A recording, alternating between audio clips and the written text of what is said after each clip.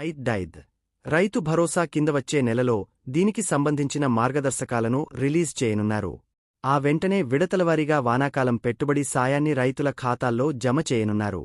గతంలో మాదిరి కాకుండా ఈసారి సాగు చేసిన భూములకే రైతు భరోసా ఇచ్చేలా మార్గదర్శకాలు సిద్ధం చేశారు. ఇదే విషయాన్ని పలు వేదికలమీద మంత్రి తుమ్మల నాగేశ్వరరావు కూడా చెబుతూ వస్తున్నారు. ఈ క్రమంలో రైతు బంధు స్కీంలో భారీగా నిధులు దుర్వినియోగం అవుతున్నాయని గుర్తించింది. పంటలు పండని రాళ్లు, రప్పల భూములు, గుట్టలు, హైవేలు, రోడ్లు, వెంచర్లకు, భూసేకరణ కింద పోయిన భూములకు గత బీఆర్ఎస్ ప్రభుత్వం వేల కోట్ల రూపాయలు వృథాగా చెల్లించినట్టు తేల్చింది. దీంతో పెట్టుబడి సాయం పంపిణీ విధి విధానాల ఖరారుకు CM Revanth Reddy cabinet sub committee వేశారు. ఈ కమిటీ వివిధ జిల్లాల్లో మీటింగ్లు ఏర్పాటు చేసి రైతు సంఘాల నాయకుల నుంచి అభిప్రాయాలు సేకరించింది. ఇందుకు తగ్గట్టుగా రైతు భరోసాకు కొత్త మార్గదర్శకాలు రూపొందించింది. గత బీఆర్ఎస్ ప్రభుత్వ హయాంలో రైతు బంధు కింద రైతుకు ఎన్ని ఎకరాలు ఉంటే అన్ని ఎకరాలకు 5,000 రూపాయల చొప్పున పెట్టుబడి సాయమిచ్చింది. దీంతో ప్రతి సీజన్కు సగటున సర్కారుపై 7,600 కోట్ల భారం పడేది.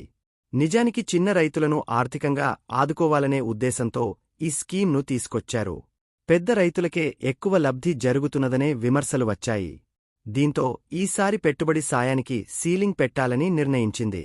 రైతు భరోసా కొత్త మార్గదర్శకాలతో పాటే ఎన్ని ఎకరాలకు ఇస్తారనే క్లారిటీ ఇవ్వనుంది. బడ్జెట్లో మాత్రం ఎప్పటిలాగే రైతు భరోసా కోసం ప్రభుత్వం దాదాపు ₹15,000 కోట్ల రూపాయలను కేటాయించింది.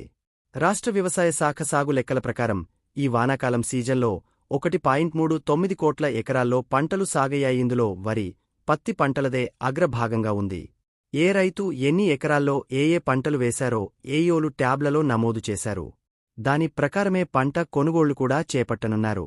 ఒకవేళ ప్రభుత్వం మొత్తం సాగైన భూములకు ఎకరాకు 7,500 చొప్పున రైతు భరోసా ఇస్తే దాదాపు 10,000 కోట్లు ఇవ్వాల్సి ఉంటుందని ఆర్థిక శాఖ అధికారులు చెబుతున్నారు.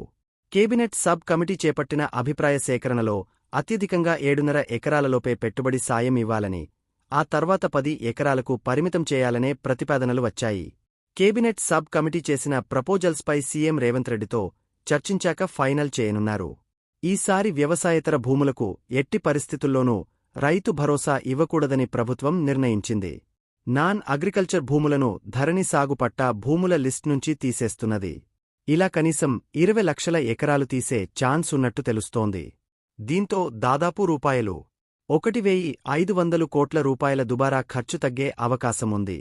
ఇక రైతు బంధు ప్రారంభం నుంచి గత వానాకాలం సీజన్ వరకు దాదాపు ₹73,000 కోట్ల రూపాయలు పెట్టుబడి సాయం కింద అందించారు.